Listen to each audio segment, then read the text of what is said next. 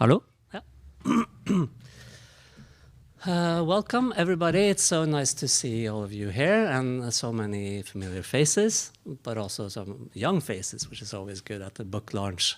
This is a historic book launch, not only for the authors, but also for the school, for the Language and Intelligence School.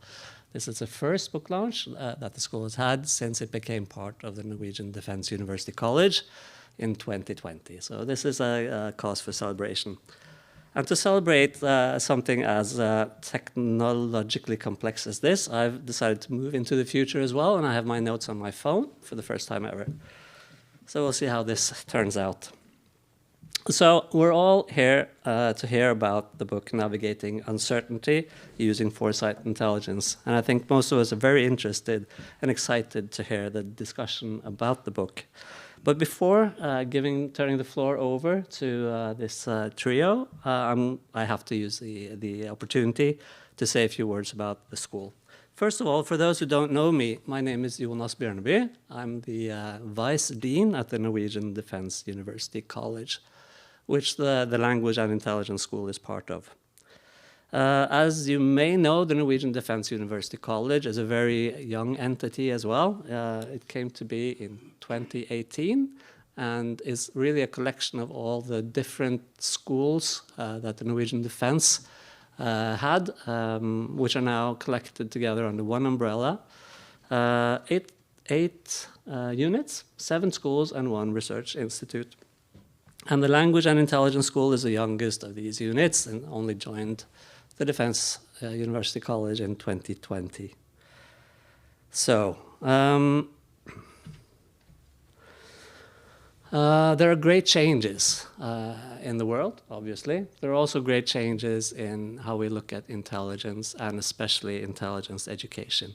And we've started a pretty groundbreaking revision of the current curriculum and the current program in intelligence studies and language studies.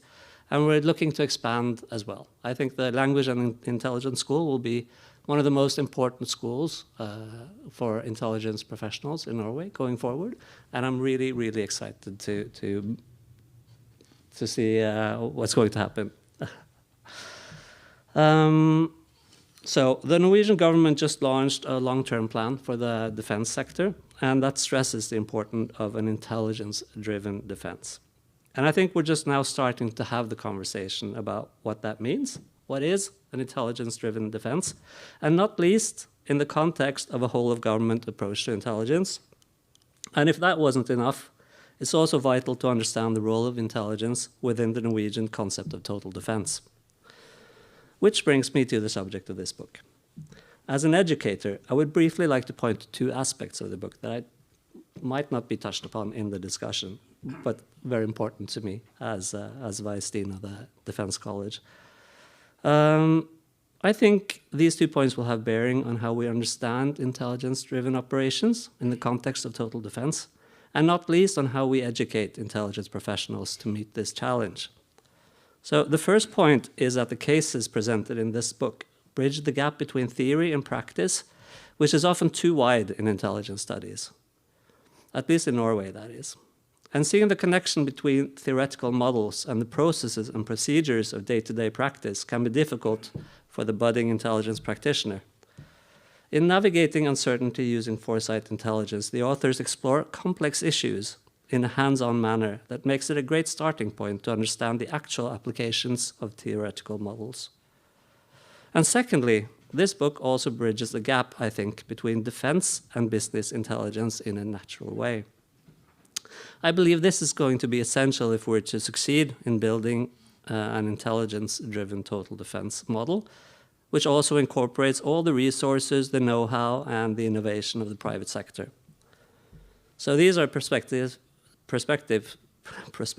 which I look forward to discussing further. But now on to the main event. So let me introduce the authors first. Dr. Bruce Garvey advises and consults organizations facing high levels of uncertainty. He has almost 40 years' experience within the commercial arena and has published widely on the uncertainty domain. Dr. Adam Svendsen is an established international intelligence and defense strategist, educator, researcher, analyst, advisor, and consultant. He has authored 4 books and several other publications. Unfortunately, we have also been lucky enough to have Adam join the faculty of the Language and Intelligence School. And last, but absolutely not least, as moderator of today's discussion, we have our distinguished director of the Institute for Defense Studies, Professor Kjell Inge Bjerga. The floor is yours. Thank you, Jonas, and good afternoon, everyone. And first of all, of course, congratulations with the book to Bruce and Adam. Navigating Uncertainty Using Foresight Intelligence. This is the book it's all about. And I have to admit, before I read this book, my knowledge of artificial intelligence was actually close to zero. I'm an historian. But after reading the book, I have to say it's my great pleasure, and I'm honored to chair this book launch. For this book, I think it is a groundbreaking book. In a world marked by rapid change and unpredictability, this book offers a fresh approach to deal with uncertainty. By exploring the power of foresight intelligence, Bruce and Adam provide valuable insights into how we can better understand and prepare for the future, and what challenges there are related to the use of AI. As authors, both Bruce and Adam, as mentioned by Jonas, bring a wealth from them today about the journey behind the book and how foresight intelligence can be applied in various contexts to improve decision making and also resilience. So on that note, please join me in welcoming the eminent authors. Thank you. Okay. Thanks, very good.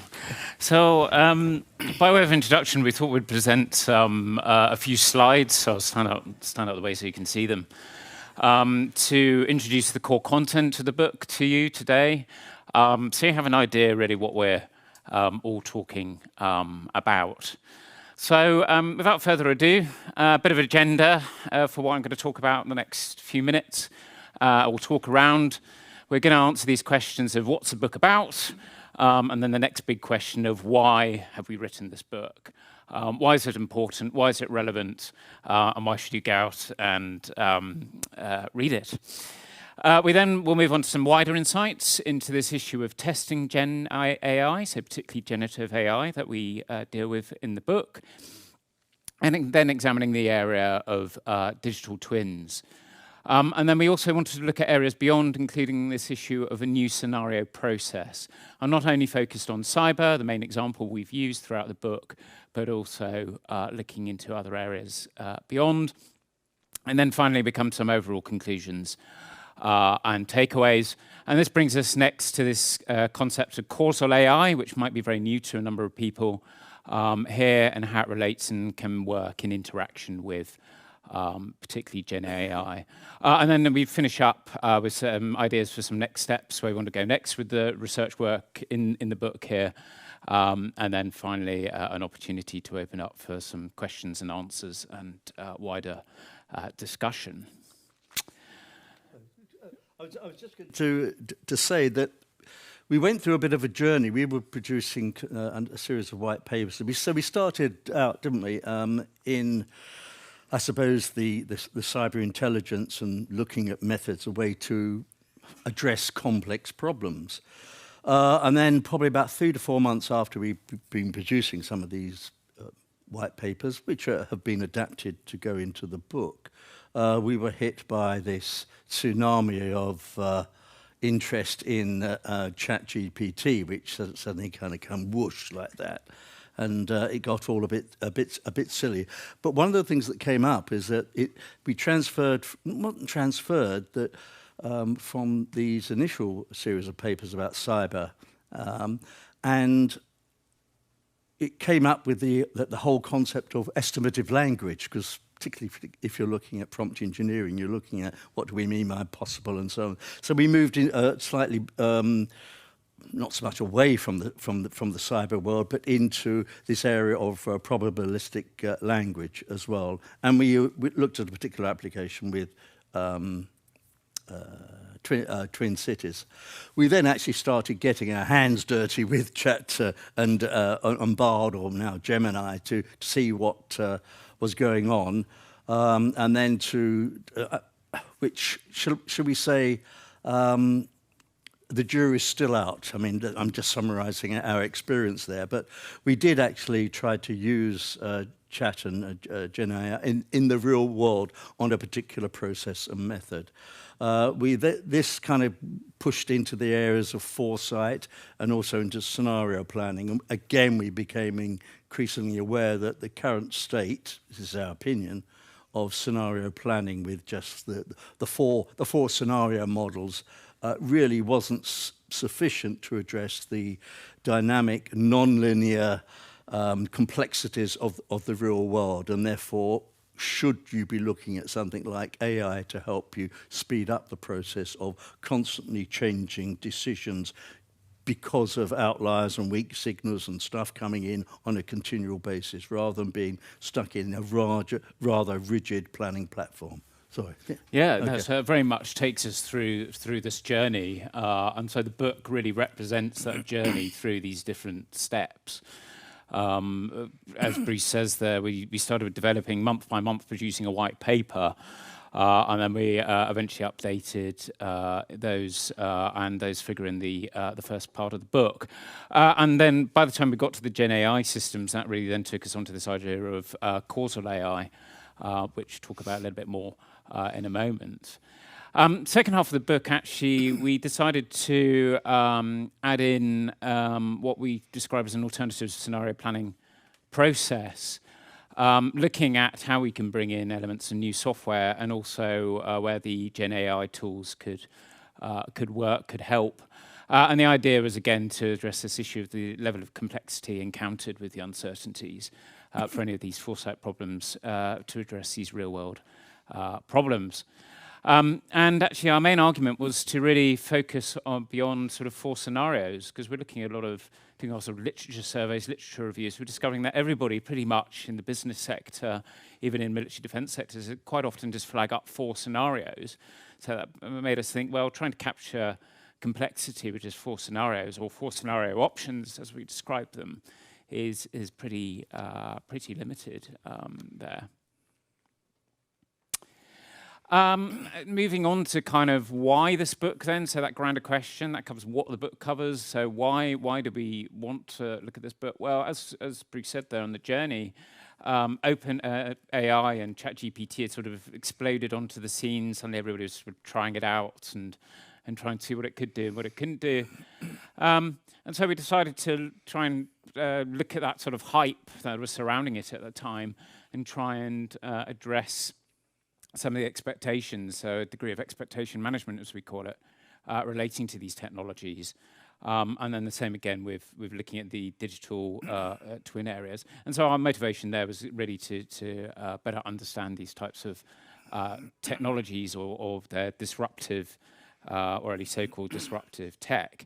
And that's particularly across that continuum of Gen AI and cyber, or Gen AI and cyber contexts, and so forth. And our argument really was to try some experiments and reach a little bit more of a kind of a balanced view, and try to pop that hype bubble a little bit more effectively. And the idea here was also taking the background of sort of coming from an intelligence world, joining it up a bit more with the foresight world, is to bring in some of these elements of what we call sort of best practice intelligence criteria relating to it being specific, timely, accurate, relevant, and clear, such that end users or customers can make better sense of what they're being provided with.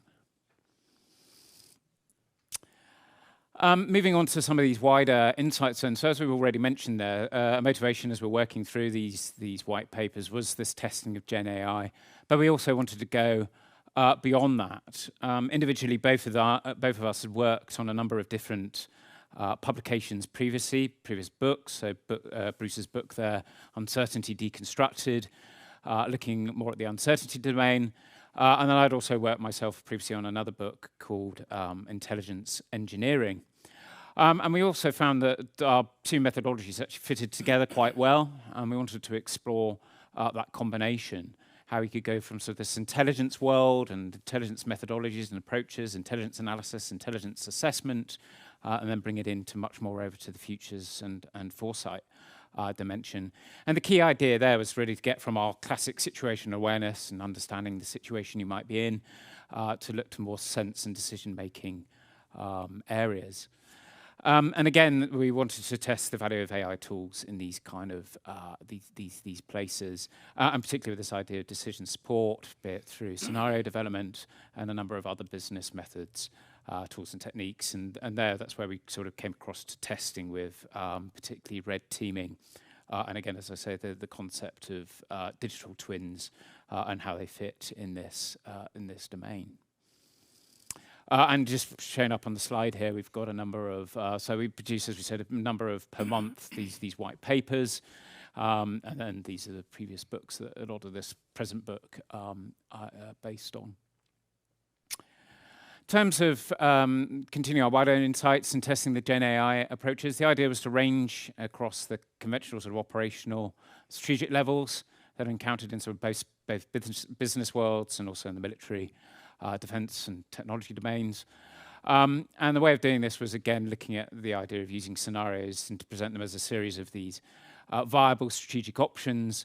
And as Bruce mentioned before earlier, they're using this estimative and probabilistic language, which is a qualitative and quantitative way of understanding what is being communicated. So on a quantitative side, providing a percentage, giving a rough idea of how likely a particular scenario might be in the future, and then using much more the qualitative approach to provide a label such as likely in order to provide greater information to decision end users about what the intelligence and information inputs are to their work. And then our approach to this was a very sort of classic problem, starting with a problem and looking to a solution. So we started developing what we call problem spaces to solution spaces and transforming them through our different methodologies. And then the idea there, as flagged up here, was to try and move from this idea of the unknown knowns, so your so-called lesser expected outcomes, and reminding end users, particularly of the known unknowns, that they might have known previously but have particularly forgotten about. Another task as we were going through the scenario methods was alongside looking at these kind of strengths and advantages of scenario planning, particularly in the second half of the book, we wanted to look at some of their weaknesses and limitations. And again, as I said, part of that's sort of literature review, looking at these scenario, or literature survey, looking at these scenario approaches. We're quite often seeing people using the classic 2x2 matrix approach in terms of methodologies. So they're only generating about 4 different scenarios overall. And our major contention here was essentially, as flagged up by this question on the slide, is this question of if you're going to a lot of effort to produce these detailed scenarios, is it really worth the effort if you're just reducing it to giving your end user or stakeholders just 4 options they can perhaps choose from? So that really motivated us to go towards developing our alternative scenario planning process that we discussed in the second half of the book. And essentially, in terms of the book's value, well, we felt it was useful as a strategic insurance vehicle. Can be integrated any sort of stakeholders' already existing processes and risk analysis, decision-making processes, and particularly adapted to the specific needs of anything of their organisation, how they work. The idea is always a motivation working in the intelligence domain is to try and address these issues of surprise, particularly strategic surprise, so the biggest levels of surprise you might get in these contexts, and thereby it can help provide a good degree of strategic early warning potential here on these issues. So it helps to essentially anticipate possible experiences before they might happen. So that was a rough tour of what we try to cover throughout the book. So putting together a number of conclusions and key takeaways from the books, we had a number of core aims. Again, as we say, first it was to discuss how the foresight process can be better developed to address the level of complexity we see in today's world, and also looking ahead into the future uncertainties. The idea was to help also along the way improve the level of argues to better acknowledge that complexity and interconnectedness that has just been mentioned, and thereby give a better idea of the number of myriad intelligence options that you can present stakeholders and end users with. That took us essentially on to Causal AI. So as our experiments with Gen AI or generative AI made us realize, Gen AI at present is falling short, and that actually in terms of large language models, or LLMs as they're commonly known, Gen AI very much recognizes this idea of correlations. So it's good at sort of seeing what happened previously and then trying to kind of predict almost what comes next.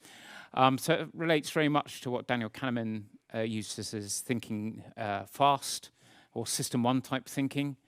But we found when it was coming to particularly scenario and foresight work that actually Causal AI, the new emerging field of Causal AI, is much more valuable to us, as it were, because it provides more insight into the slow and the system two type thinking, again mentioned by Kahneman in his famous theory. And this enabled us to look at those deeper explanations, help answer the why questions, get away from just answering the what questions. And also, why we were getting a particular output from our inputs, and addressing this very important sort of what if question, what if X happens, what if Y happens, which is particularly very critical in any scenario development and different types of scenario.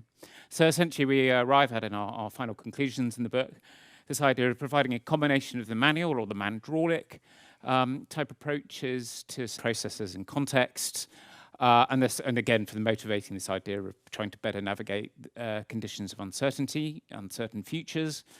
We also have paths we can help better address uncertainty. So with that very sort of speedy tour of the horizon and what's inside the book, other than encouraging you to go out and buy the book, I would like to very much open up to some questions and answers and further discussion on all of these topics. Thank you. Thank you, Adam.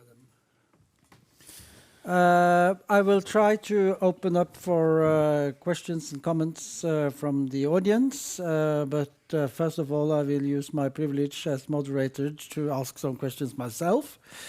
And I would like to start off with the scenarios. Scenarios are central in the book, and it's kind of built around scenarios.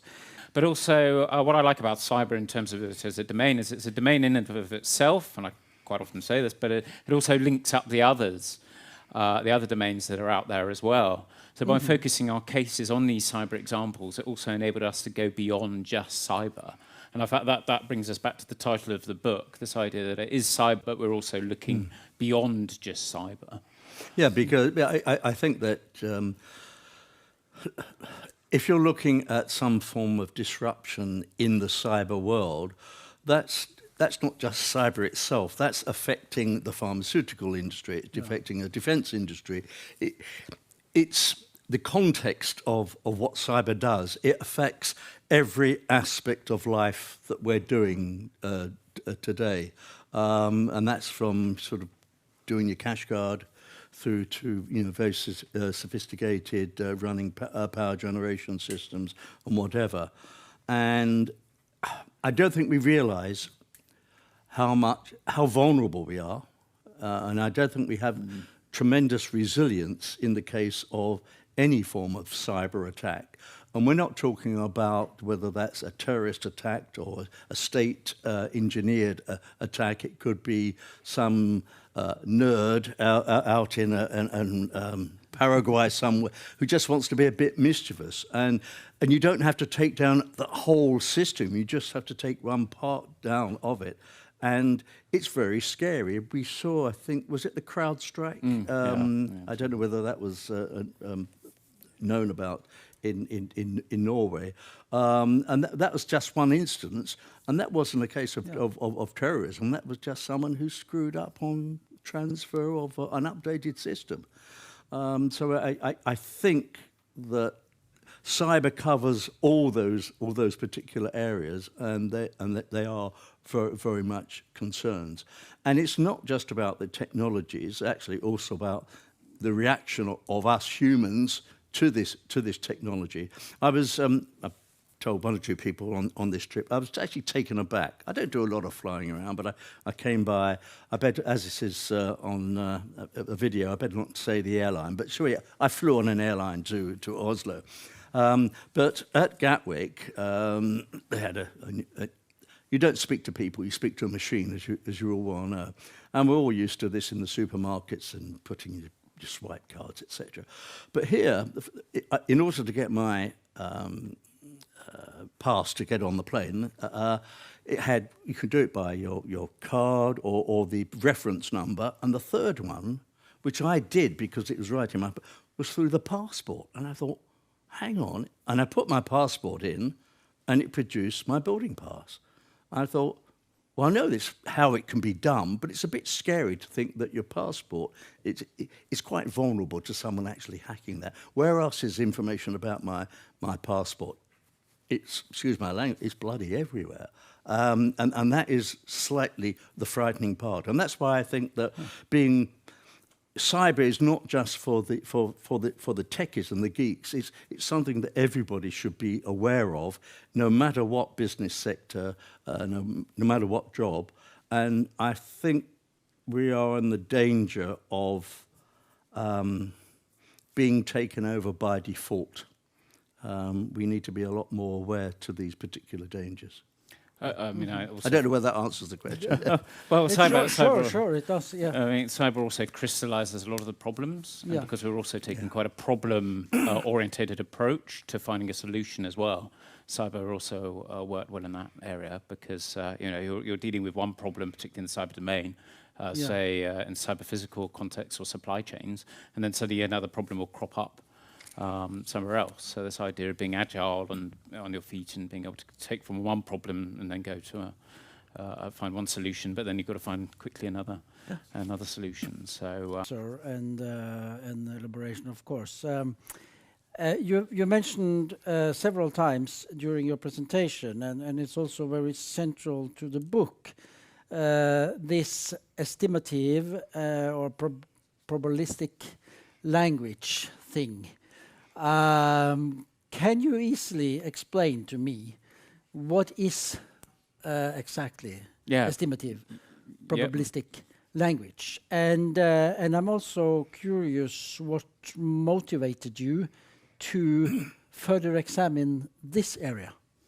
Yeah, so estimative probabilistic language is a very peculiar language used in the intelligence world, and particularly the intelligence world, I would say, and also more so in the defence, but from the intelligence world, to communicate to end users the likelihood of a particular scenario perhaps playing out. So it's also used as well in Foresight and futures as well. Yeah, very much so. Can you give me an example? Yeah, so a likelihood of well, we have several examples we give in the book, but a likelihood where you can score in a quantitative way the language. So, which is, as I mentioned before, a sort of percentage. Mm-hmm. So you could say a sort of 60% probability that something's going to happen. So that's a very quantitative way of doing it. And so for an end user, you can say that there's 60% that particular scenario will play out. Mm-hmm. And then you can also use what's known as qualitative language, estimative language, which again relates to the kind of phrase you might put on it. So you can say it's most likely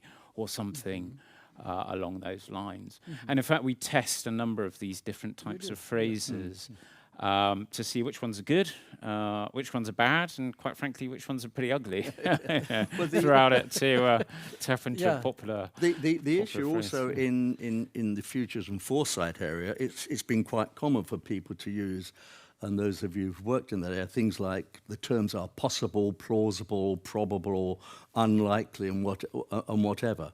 Now, there's nothing wrong in futures because you're dealing with uncertainty, and therefore you do not want a number in there, a precise number, because you can't be precise about the uncertainty. And the danger is people zone in on the number. Oh, yes, but you said it would be 60% probability, and it didn't happen, or it happened basically at an 80% likelihood. So people somehow like to have a number to act as a referral. Now, the other part, of course, of using these words, they mean different things to different people, even within the organisations. Well, this department, well, a possibility is, well, that's, I think a possibility is 50%, and someone else might think, well, that's 80%, or whatever. So you've got to identify that diversity of opinion around this language, recognise it, and then say, look, we've all got to agree that when we talk about a possibility, we're talking about something 80%. If we're talking about plausible, we mean something else, and whatever. So, to use that old-fashioned term, to sing from the same hymn sheet. And it's not just, you know, in the wider world. This problem occurs very much within organisations. You're using the same word to mean different things, and different things using the same word. So I think that's right. So yes, there is people like a number, but you've got to be careful what that number actually means in terms of Foresight language. I don't know whether that explains the areas, but it's trying to give some structure in something which is rather fuzzy. And that's the sort of the second part of the question was motivation in the book was using the software provided by Bruce was we can then map and help calculate some of these probabilities and then work out which phrases to use are most appropriate so you can guide the decision maker in the most optimal way going forward. So so it was a way of kind of helping structure that, provide a bit more of a structure to that problem. Otherwise it can get very very unstructured, very messy very quickly, and then your end user decision maker or stakeholders get very very confused very quickly. So that was a motivation. And the final motivation was, as Bruce has mentioned, it's very well known in the Foresight world. It's very well known, as I mentioned there, from the intelligence community, defence community particularly. But it's not so well known in the business sector. So another way of sort of bringing the language and methods and techniques of the intelligence and defence sector worlds across into the business sector to provide a bit more help to their decision makers within that sector and domain. So a number of motivations. Yeah, thank you. I have so many questions. Don't worry, I will soon open up for questions from the audience. But I have one more before I do that, and this about digital twins and red teams. It's a central theme in the book. How important do you think the role of digital twins will be in offering decision flexibility? Will they actually relegate the importance of red teams? Yeah. So that's an excellent question. Well, the thing is, I think we're always going to require red teams. So an answer there, a bias is we're always going to need. So red teaming, for those of you who aren't familiar with a phrase such as red team, it's used in the military context. Sometimes it's known as A plus B teaming. So having opposite teams or competing teams or challenge teams to challenge a problem and take it apart and maybe play the contrarian point of view. Yeah. Yes, the devil's, as Bruce says there, the devil's advocate approach. And so that helps you challenge what you've already got to make you relook at it or step back and look at it and see whether it's really really valid, or if you maybe have a plausible scenario there, or all the rest of it. So, I mean, from my side, and really, I hope this sort of comes through in the book, that actually the sort of digital twins context. Before you go on, what is a digital twin? Yeah, excellent question. Yeah. So throwing a lot of phrases out there, I suppose that you assume people know. A digital twin, most simply put, is almost a digital mirror of the real world or a physical thing. So Bruce mentioned like sort of these digital cities. So you can have sort of quite often it's used, for example, for a football stadium. Yeah. And what you can do is you can use live sensor inputs to help run a digital model. So you can sort of see how crowds can be controlled.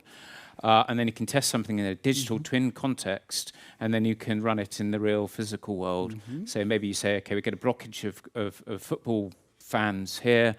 So actually, no, what we'll do now is we'll put in an extra entrance. So it helps you then change the physical world from using the digital entity, which is a very sort of, and it can also help you do a lot more. But that's kind of a rough way of introducing it. Yeah, it's a good explanation. Yeah, so it helps you. I mean, you can use it for simulation contexts, digital simulation contexts, and then sort of test it first digitally, and then see if it will work in a physical domain. So again, very common places are, as Bruce has already mentioned, coming on flights and things like that. Well, going through an airport, and they're very common.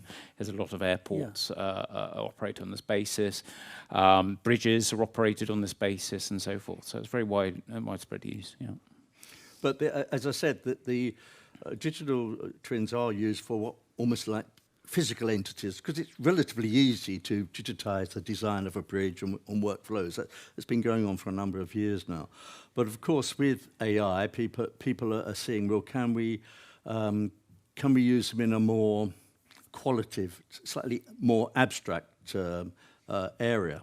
Now, why we like digital twins is that it is contrary. It's breaking down, groupthink in areas like giving an alternative area.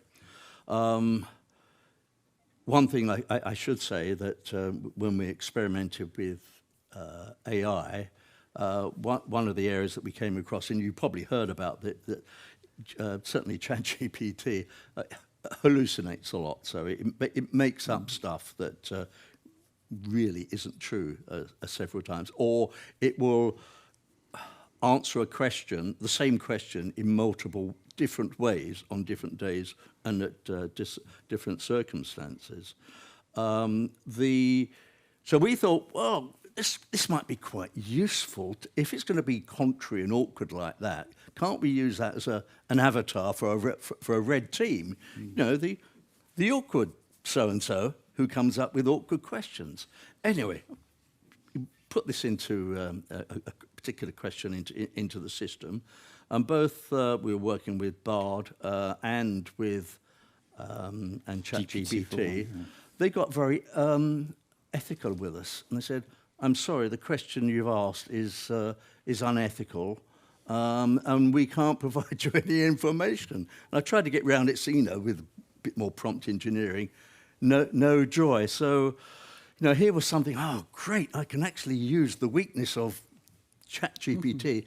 And it didn't work. So so it's it can be the bad guy, and so actually our experiments come as part of some of our cases in the book, so you can follow through the experiences we had and the way we tried to prompt it to kind of be a bad guy, and it said, well, I can't be unethical, I've got these safeguards and and so forth, and so so it ended up being quite frustrating. So in one way we wanted it to kind of think beyond us and use a helpful tool there, but and that's why it comes back. Red teams really still need to be used, even for digital twins, which but in the more should we say not specific, discrete disciplines such as engineering and crowd control and areas like that. I'm coming right from a board meeting at the Norwegian Defence University College, and we discussed AI and, of course, timelines. In your work, and this is actually a follow-up on the previous topic, over what timeline do you see major substantial inputs to the scenario processes from generative AI? Where are we in time? I think we're quite a...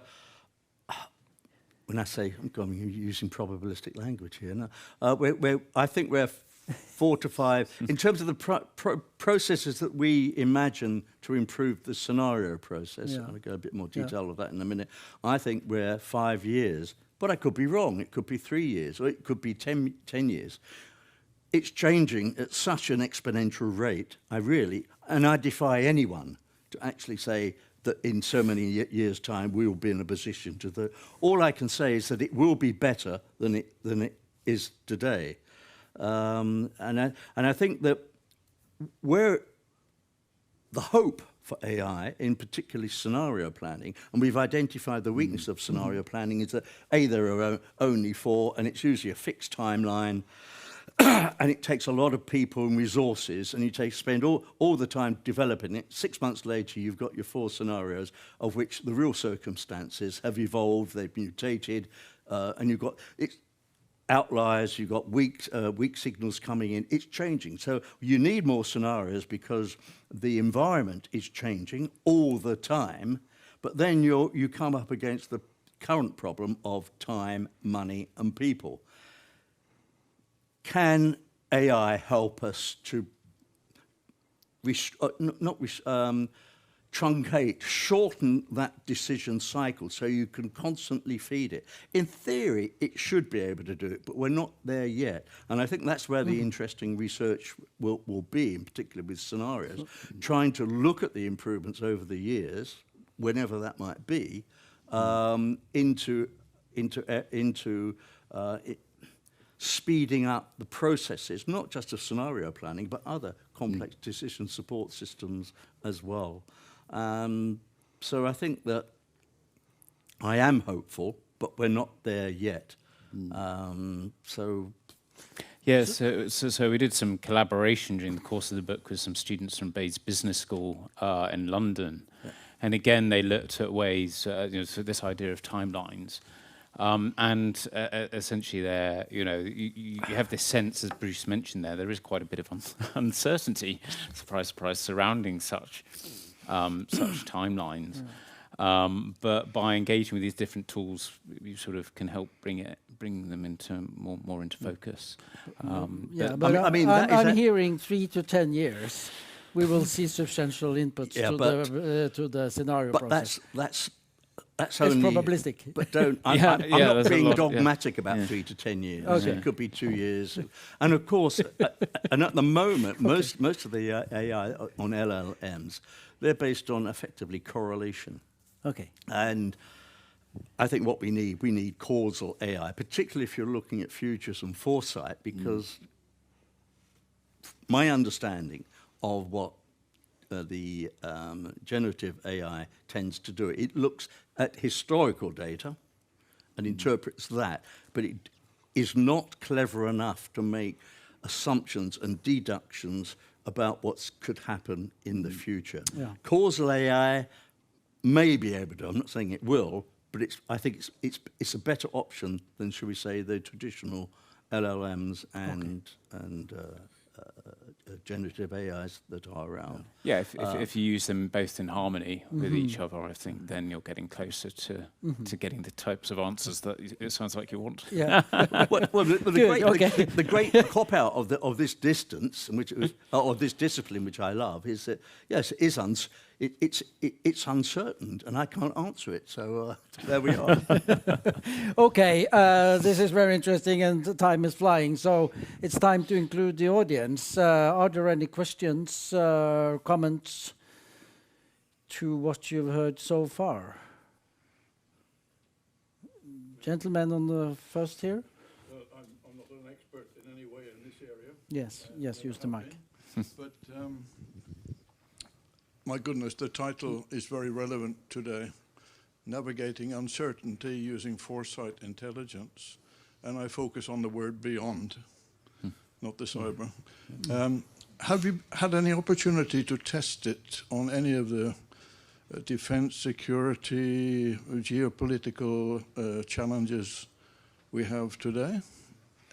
Is it way outside the scope of your work, or? Probably yes, although we have done some interesting things by doing on the cyber, and there were defense areas in there. Some of the software we used, I should say, has been licensed to NATO. But being NATO, I don't have the clearance to know how they're using it. They're using it on the basis of morphological analysis, looking at future options. So it is being used in that area, and that's the only thing. And if you go to people in Norfolk, SAT. ACT, the Allied Command Transformation. Yeah. They're the people in Norfolk, Virginia, who have been using it. But I said, apart from that, no, because people are still catching up. I don't know whether that's the right question or not, but it's an evolving and a fuzzy area, and I think that people are catching up, and it's difficult. I mean, the scope with using beyond is to try and emphasize that it's just not cyber examples. I mean, as I said, we've used mostly cyber examples in the book because it's a defined project within a defined scope of time for producing that. But the types of tools and techniques we use and methodologies and the software, you can essentially use any sort of factors and indicators approach. So you can apply it to any type of problem, not just a cyber problem. So it has that scope for going beyond. Yeah. That's encouraging, but it won't be in time for Donald Trump. Unfortunately, no, probably not. Although, you know, if he wants to use it, we'd be very happy to provide him with some structured and informed inputs. Yeah. Yeah. Good to hear. Yeah. Okay, next one. Thanks. It was a very interesting topic. I represent business here, and it's certainly something. So could you speak up a little bit? Yeah. Thank you for a very interesting talk. I represent business here, and I think using kind of defense intelligence planning tools for scenario plannings and navigating the business world is absolutely necessary.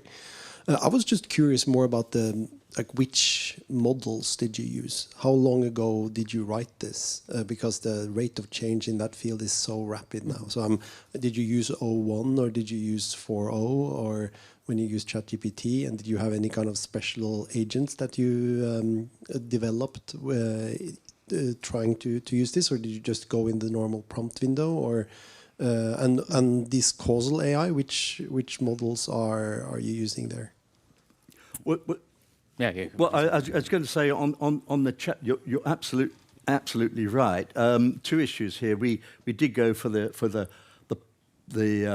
higher ChatGPT, the paid ones, which gave you more than that, because we found the earlier model just wasn't sophisticated enough, and it was a bit better. The issue. You're absolutely right in that when we submitted the original text, we weren't going to do too much on the AI. Oh, it was on the AI, but they wanted to see more examples because it was changing so fast. So that's why we included scenarios and use that as an example of a much more dynamic area where we could use AI. And we were looking at trying to use AI for process-driven decision support models, which is the type of areas that we get engaged with. But coming back to this, when did we submit the final draft? That was in... It was way back in May, actually. May, so in terms of, and you're right, things have developed since then. So we were just pointing out indicators, and it's very much a case of watch this space. But we've been keeping our eyes out on the Causal AI, and there's a couple of organisations who are working, but it doesn't seem to have caught the imagination as much as. And I'm not look. We are not AI experts as such. I'm only used to using it as applied for a tool to improve a decision-making somewhere else.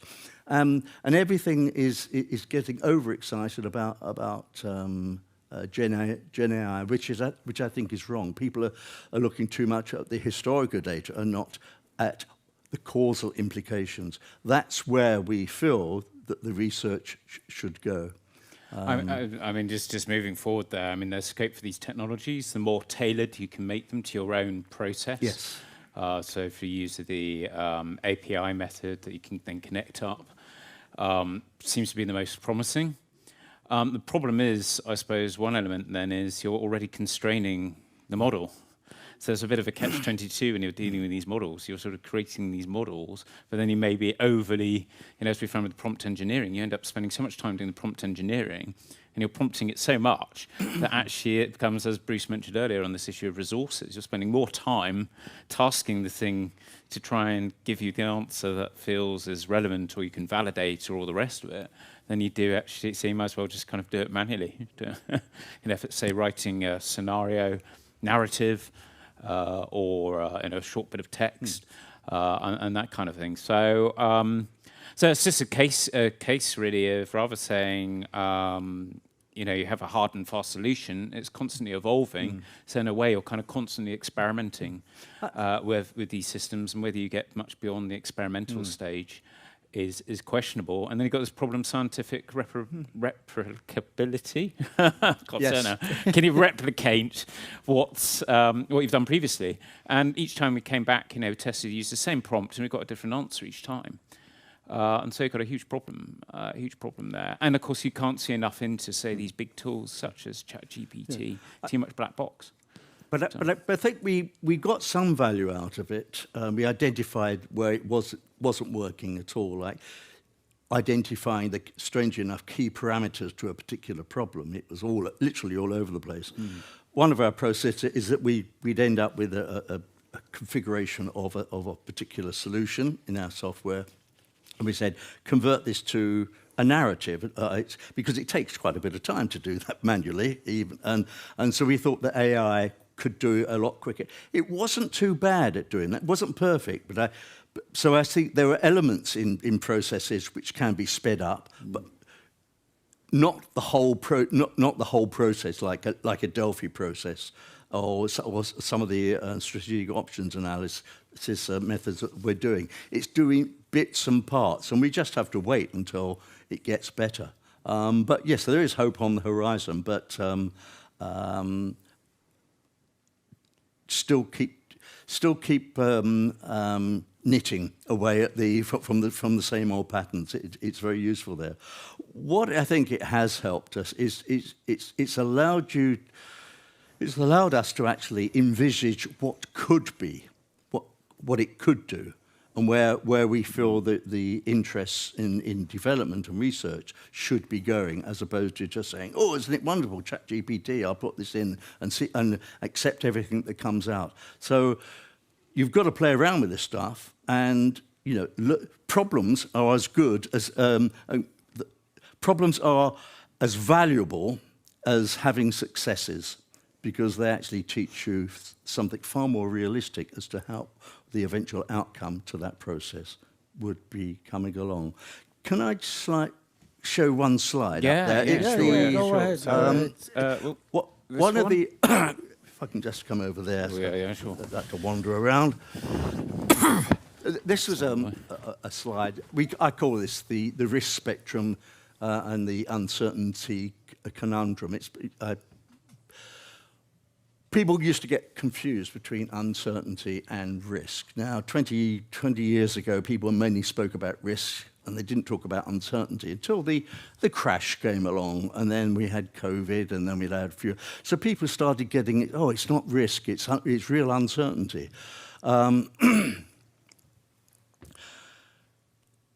There are many hundreds, if not thousands, of methods which are called decision support tools, for want of a better word, and that ranges from a post-it note on a wall to very sophisticated multi-criteria decision applications, software, stochastic processes. And the greater the uncertainty, the less value, you got less data, and you've certainly got less quantity. The value, if you have got any quantitative information, it's pretty useless. Therefore, as you go from uncertainty through risk, as you get more data, you're going to not stick with the same method that's going to help you to identify some of the uncertainty outcomes. You're going to change a method. So you've got as you go through this process, it's not one tool, one method for everything. You've got to be looking at things like maybe AHP and analytical hierarchy. You've got to look at Bayesian probabilities and so on, and move on as you get more data. I say here, these are with uncertainty, you've got fuzzy occlusions. It's sort of a bit fuzzy, supported by largely qualitative methods and models. And as you get more into risk, more numbers, then you've got the more quantitative, and you can use Bayesian is a very powerful approach in this area. And then you've got hard data and the quantitative analytics, which most people probably know about and can put on the computer and provide it. Some people don't like this, what I'm saying next. The main difference between uncertainty and risk is that risk can be quantified, uncertainty can't, but you can model it. And various people have said this, from Keynes and other people. When high levels of uncertainty and complexity prevail, it's better to be approximately right than precisely wrong. And in many cases, and you see it in academic papers, people doing wonderful formulas, mathematical things, it's a waste of time. You might as well have a structured dialogue based on qualitative literature rather than precise numbers. As you move down here, by all means, I'm not against quantitative stuff. It's very important, but you've got to know when and where to use it, and when it's valuable and when it isn't. So, Thank you. Any more questions out there? Okay, we are... Yes, of course. Go ahead.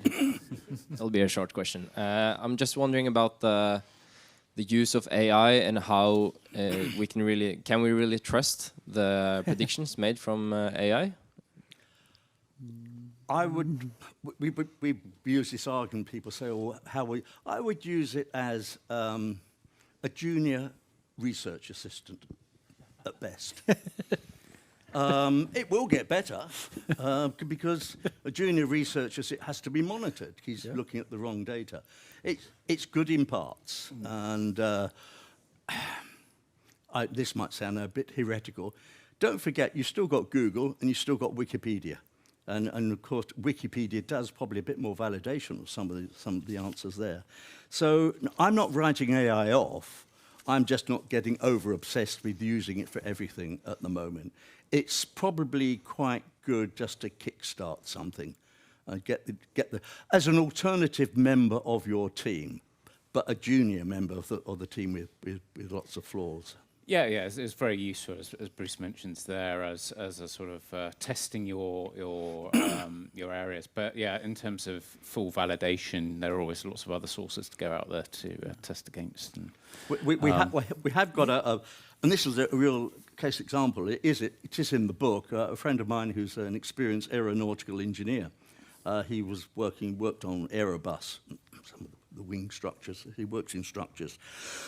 He's left Aerobus and he does his own stuff on complicated wing structures. So he put in of a particular engineering issue and problem and asked with the ChatGPT. It came back and he looked at it. He said, "No, it's not right. This is a bit wrong." So told ChatGPT it was not right. "Oh, I'm very sorry, Tim," because he called him by his first name. "I'm very sorry, Tim. I have another go at that. I see what you mean." Did it again, and it wasn't doing the calculation to enough decibel points. And he did this 2 or 3 times. He said, "I just got fed up training or prompting the model." So he was let down. That, I see, is far more nefarious, far more dangerous in something in engineering where you've got known knowns.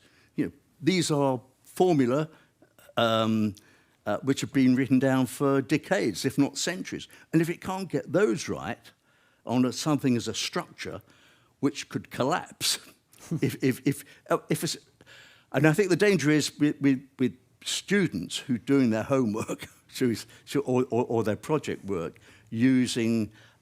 In an area like that, if they're an engineering student, and then someone asks them to build a bridge, I don't know, a rich relative who's got a river, and it would collapse. It's very dangerous. It can be very dangerous. So it needs constant checking. I mean, again, it's a reminder coming from, say, the real intelligence world, rather than just say the AI intelligence world, is always triangulate your sources. in order to get adequate verification. But yeah, I mean, it was extraordinary just having this thing you'd expect as a precise mathematical formula, and it couldn't even do that. So you could see it wasn't kind of thinking about what it was doing. It was just kind of trying to predict what it kind of almost thought you wanted in a kind of bizarre way, because it's back to this issue of correlation. So, well, and you mentioned this earlier, that it's incapable of deploying the scientific method in terms of testing to see whether you get the same result. But as Bruce mentioned, and as we say in the book there, it's very polite when it gets it wrong. So it's very apologetic as well. So there we go. Okay, okay. Time is running out. Just a final question from me. A hypothetical question. I was an investor with a lot of money. Should I go for generative AI or the casual AI? Causal. Yeah. Causal? I would go for causal. Okay.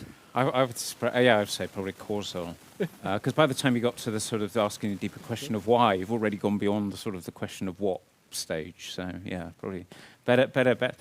But then I'm somebody who likes to spread their bets, so I'll probably give you. But don't sue me if I'm wrong. Yeah. No, don't worry. It was a hypothetical question. Okay, time is running out, and so let me just. Thank you both, and congratulations again. Let's give them a big hand. Well, Susan Tack. Oh, thank you. And of course, thank you also to the audience. Excellent questions, and I've learned a lot. I'm still learning. I'm still in my learning process when it comes to this topic. Thank you. So are we. Yeah, likewise. Yeah, thanks.